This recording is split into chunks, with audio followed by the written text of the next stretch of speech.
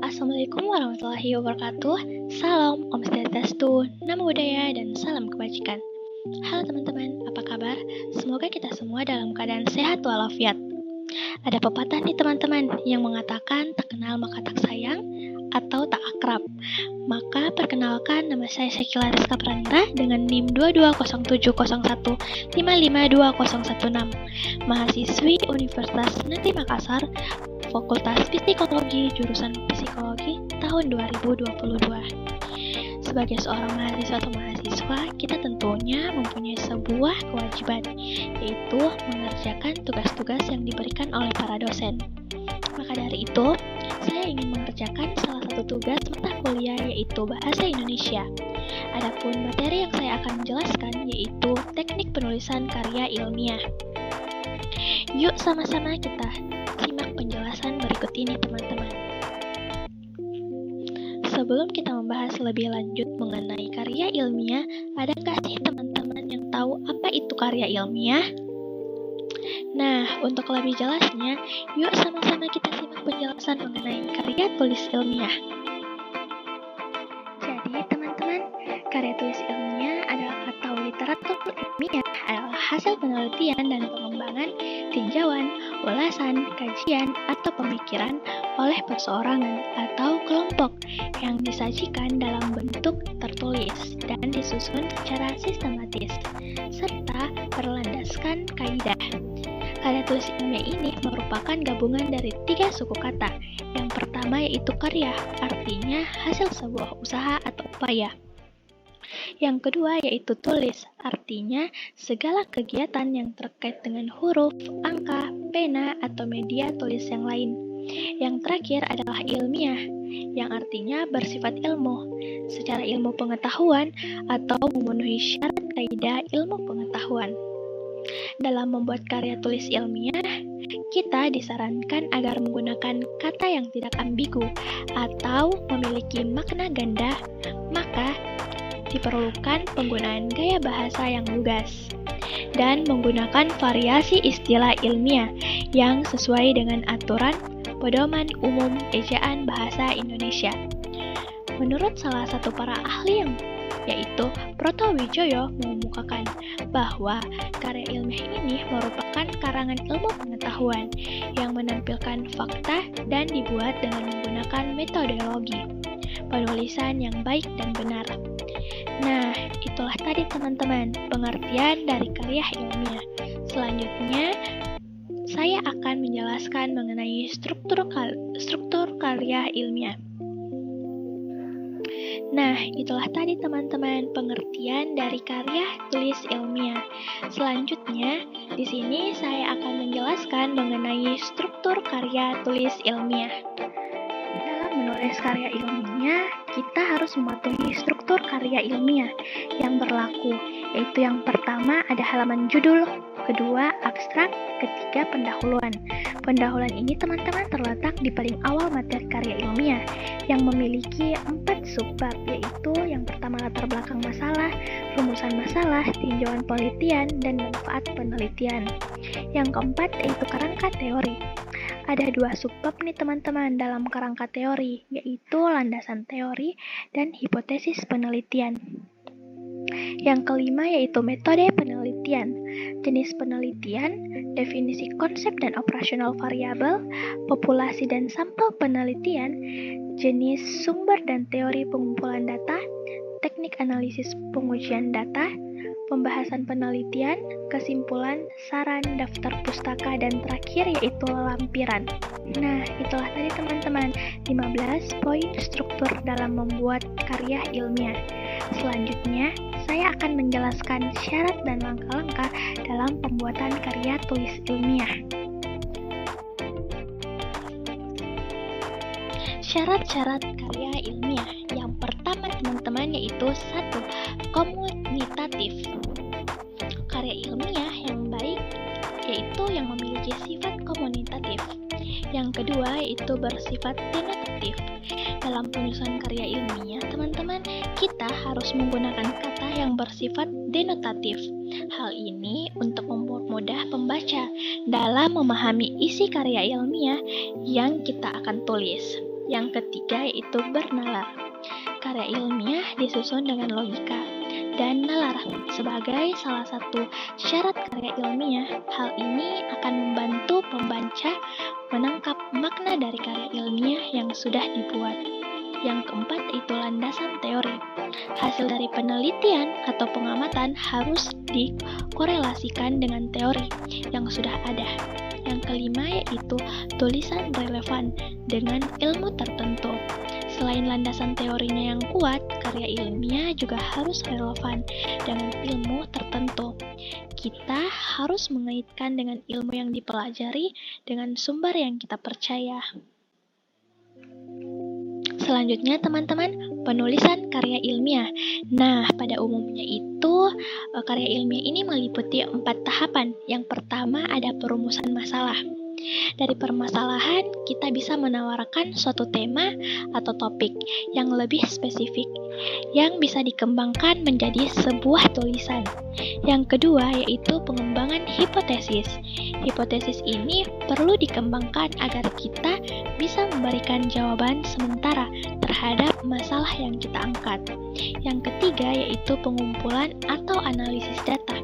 Data yang kita ambil bisa data kuantitatif maupun kualitatif sesuai dengan kebutuhan kita. Nah, yang terakhir yaitu pengujian hipotesis. Pada tahap ini tercapailah kalimat pembahasan, sehingga dalam tahap ini penulis harus bisa memaparkan dengan jelas apakah hipotesis yang diajukan ditolak atau malah diterima. Tulis ilmiah itu teman-teman memiliki sebuah ciri-ciri. Nah, adapun ciri-cirinya yaitu menurut Wardani DKK 2008 mengemukakan ciri-ciri karya ilmiah itu sebagai berikut. Dari segi isi, karya ilmiah menyajikan pengetahuan yang dapat berupa gagasan, deskripsi tentang sesuatu atau pemecahan suatu masalah. Yang kedua yaitu pengetahuan yang disajikan berdasarkan pada fakta atau data, atau pada teori-teori yang telah diakui kebenarannya teman-teman. Nah, yang ketiga yaitu mengandung kebenaran yang objektif, serta kejujuran dalam penulisan. Yang keempat yaitu bahasa yang digunakan adalah bahasa yang baku dan banyak menggunakan istilah teknis, di samping istilah-istilah yang bersifat denotatif. Nah, yang terakhir yaitu sistematika penulisan, mengikuti cara-cara tertentu. Nah, itulah tadi teman-teman ciri-ciri karya tulis ilmiah. Di sini teman-teman saya akan menjelaskan jenis-jenis karya ilmiah. Yang pertama yaitu artikel. Artikel adalah tulisan mengenai pendapat subjektif tentang suatu masalah atau peristiwa. Artikel jenis ini disebut sebagai artikel opini yang dapat dibaca di surat kabar ataupun majalah. Yang kedua yaitu makalah. Makalah merupakan salah satu bentuk karya ilmiah yang menyajikan sebuah masalah. Dalam penyelesaiannya, makalah juga mengendalikan data yang ada di lapangan. Makalah ini bersifat empiris dan juga objektif. Yang ketiga yaitu skripsi. Skripsi merupakan karya ilmiah yang dibuat oleh mahasiswa untuk mendapatkan gelar sarjananya teman-teman, atau biasa kita sebut sebagai S1.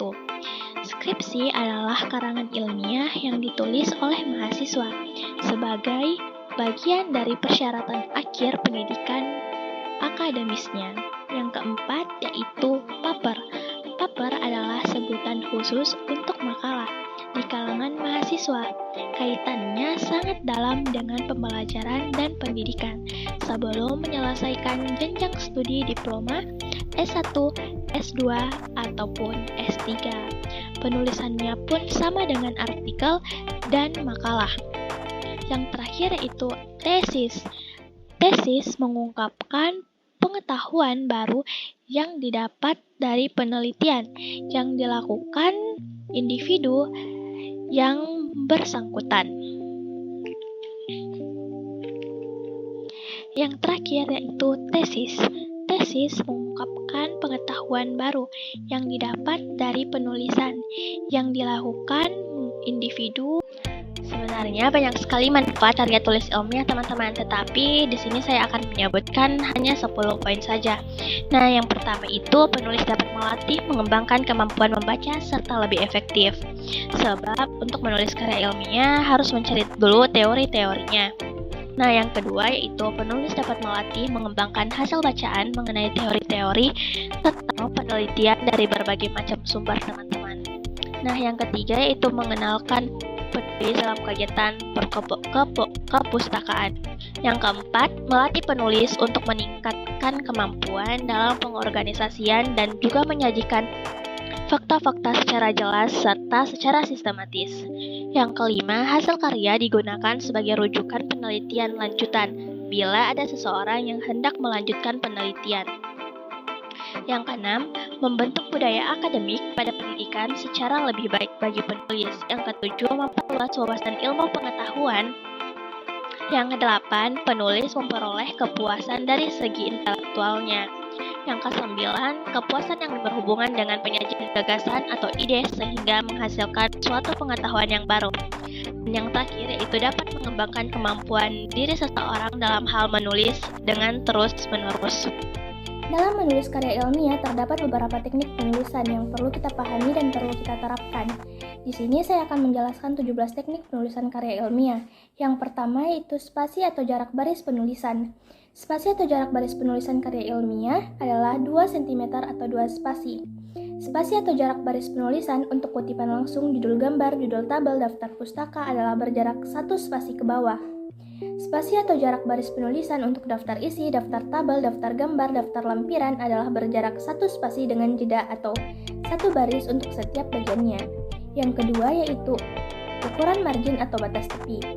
Ukuran margin atau batas tepi, pengetikan karya ilmiah secara umum menggunakan format 4433 atau 4 cm untuk margin kiri dan margin atas, serta 3 cm untuk margin kanan dan margin bawah. Yang ketiga yaitu penomoran halaman. Angka Romawi kecil digunakan untuk penomoran halaman pada bagian awal karya ilmiah seperti halaman judul hingga abstrak. Angka Arab digunakan untuk penomoran halaman setiap halaman. Penomoran halaman berjarak 3 cm dari tepi kanan dan 1,5 cm dari tepi atas atau tepi bawah. Yang keempat yaitu bahasa dan penggunaan istilah. Bahasa yang digunakan dalam penulisan karya ilmiah adalah bahasa Indonesia yang mengacu pada Permendikbud Nomor 50 Tahun 2015 tentang Pedoman Umum Ejaan Bahasa Indonesia. Sementara itu, istilah yang digunakan dalam penulisan karya ilmiah adalah istilah dalam bahasa Indonesia atau istilah serapan bahasa asing yang sesuai dengan Kamus Besar Bahasa Indonesia. Yang kelima yaitu bentuk kalimat. Kalimat dalam penulisan karya ilmiah hendaknya disajikan dalam bentuk pasif. Dalam artian, kalimat dalam karya ilmiah tidak boleh disajikan dalam bentuk perspektif. Orang pertama seperti saya, aku, dan lain-lain. Pada bagian ucapan terima kasih atau kata pengantar atau prakata, kata saya diganti dengan kata penulis. Yang keenam yaitu penulisan kata pengantar. Kata pengantar ditulis dengan menggunakan spasi 1,5 cm. Judul kata pengantar ditulis dengan menggunakan huruf besar atau huruf kapital, ditebalkan dan ditempatkan di bagian tengah. Adapun jarak antara judul dan isi kata pengantar adalah 2 kali 2 spasi. Ucapan terima kasih ditulis secara berurutan, dimulai dari pihak luar, keluarga maupun teman. Yang ketujuh yaitu penulisan abstrak. Judul abstrak ditulis dengan menggunakan huruf besar atau huruf kapital, ditebalkan dan ditempatkan di bagian tengah. Isi abstrak pada umumnya ditulis dengan spasi tunggal, dengan jumlah kata minimal 75 kata dan maksimal 100 kata dan ditulis dalam satu paragraf saja. Abstrak ditulis di dalam 2 bahasa yaitu bahasa Indonesia dan bahasa Inggris dengan ketentuan penulisan yang sama. Jika memungkinkan, penulisan abstrak bahasa Indonesia maupun bahasa Inggris diletakkan dalam satu halaman saja. Pada bagian bawah abstrak ditulis beberapa kata kunci yang penulisannya disesuaikan dengan bahasa yang kita gunakan. Istilah asing yang digunakan dalam abstrak harus ditulis dengan huruf miring atau cetak miring. Yang ke-8 yaitu penulisan daftar isi. Daftar isi ditulis dengan spasi tunggal. Untuk penulisan judul, setiap bab ditebalkan dan menggunakan huruf besar atau huruf kapital. Adapun jarak antara judul daftar isi dengan isi adalah 3 cm. Yang ke-9 yaitu penulisan daftar gambar, daftar tabel, daftar lampiran. Sebagaimana daftar isi, penulisan daftar gambar, daftar tabel, dan daftar lampiran ditulis dengan spasi tunggal. Yang ke-10 yaitu penulisan judul bab, judul subbab, dan judul anak subbab. Suatu karya ilmiah umumnya terdiri dari beberapa bab, subbab, dan judul anak subbab. Nah, adapun ketentuannya yaitu judul bab ditulis dengan menggunakan huruf kapital atau huruf besar, diletakkan di bagian tengah-tengah atas kertas dan ditebalkan. Jarak antara penulisan judul bab disesuaikan dengan formasi ukuran margin atau batas tepi penulisan yang dianut yakni 4 cm atau 3 cm dari tepi atas kertas dan tanpa tanda titik. Selanjutnya yaitu judul subbab ditulis dengan menggunakan huruf kapital atau huruf besar, kecuali kata penghubung dan kata depan. Ditebalkan dimulai dari tepi kiri tanpa tanda titik juga. Dan judul anak subbab ditulis dengan menggunakan gaya kalimat, yakni pada awal kata pertama menggunakan huruf kapital atau huruf besar, dan awal kata kedua dan seterusnya menggunakan huruf kecil yang diikuti dengan tanda titik, dan ditebalkan. Penulisan judul anak kalimat dimulai dari 1 tab atau 5 ketikan dari kiri. Yang ke-11 yaitu penulisan paragraf.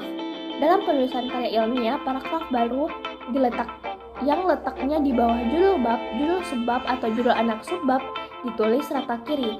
Sedangkan paragraf baru berikutnya ditulis menjorok ke dalam berjarak 1 tab atau 5 ketikan dari batas tepi kiri. Yang ke-12 yaitu penulisan naskah atau teks. Penulisan posisi naskah atau teks karya ilmiah diatur dengan ketentuan rata kiri kanan, dalam artian pengetikan naskah atau teks karya ilmiah dimulai dari sisi kiri hingga sisi kanan.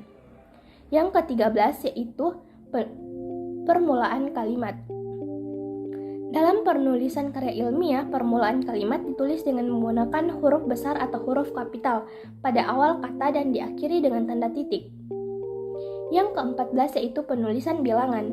Bilangan dalam karya ilmiah ditulis dengan angka, kecuali jika bilangan tersebut terdapat pada awal kalimat, maka bilangan ditulis dengan huruf. Penulisan bilangan desimal merujuk pada ketentuan bahasa Indonesia, yakni ditulis dengan koma dan bukan dengan titik. Sementara itu, penulisan satuan dinyatakan dengan singkatan resmi, tanpa disertai dengan tanda titik di belakangnya. Yang ke-15, penulisan nama gambar dan nama tabel. Setiap gambar dan nama tabel yang disajikan dalam karya ilmiah harus diberi nomor. Dan judul. Sistem penomoran gambar sama dengan sistem penomoran tabel, yakni dengan menggunakan angka Arab. Yang ke-6 yaitu penulisan kutipan dan sumber kutipan. Penulisan kutipan dan sumber kutipan menjadi salah satu aspek terpenting dalam penulisan karya ilmiah. Nah, adapun ketentuan penulisan kutipan yaitu kutipan langsung atau kutipan langsung atau kutipan yang berasal dari penulisan yang berjumlah kurang lebih 40 kata ditulis dengan menggunakan tanda petik. Kutipan langsung yang diambil dari kutipan, maka penulisannya menggunakan 1 tanda petik.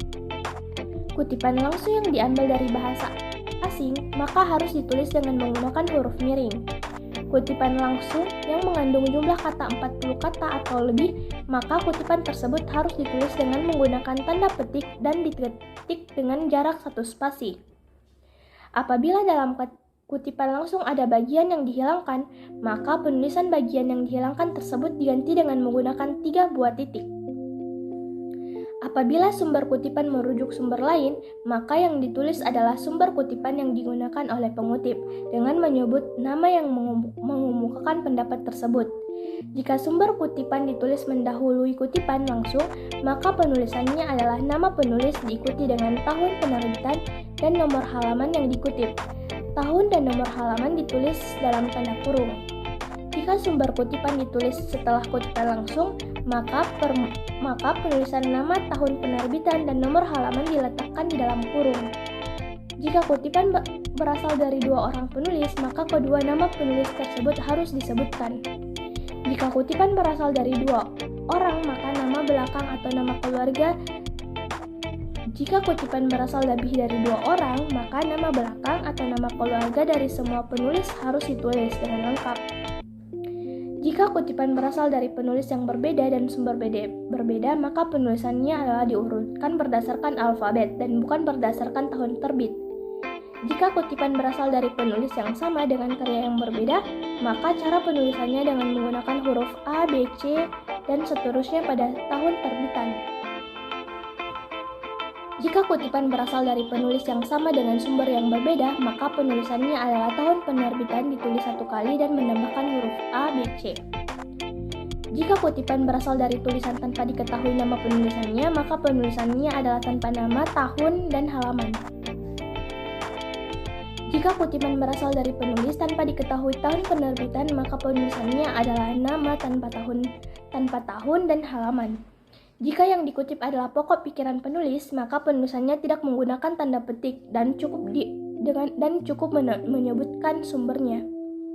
Yang terakhir dari teknik penulisan karya ilmiah yaitu teknik penulisan daftar pustaka. Sumber kutipan yang terdapat dalam naskah atau teks karya ilmiah harus ditulis secara lengkap dalam daftar pustaka dan begitupun sebaliknya.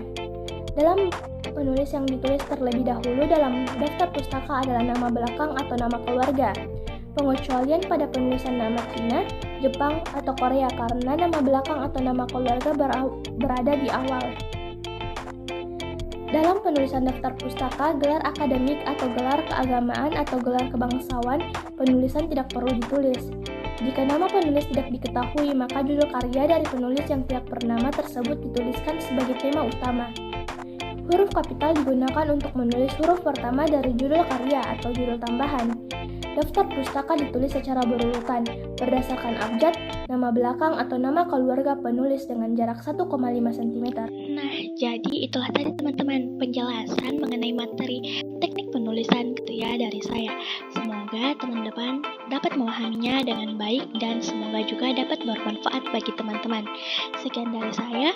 Wassalamualaikum warahmatullahi wabarakatuh.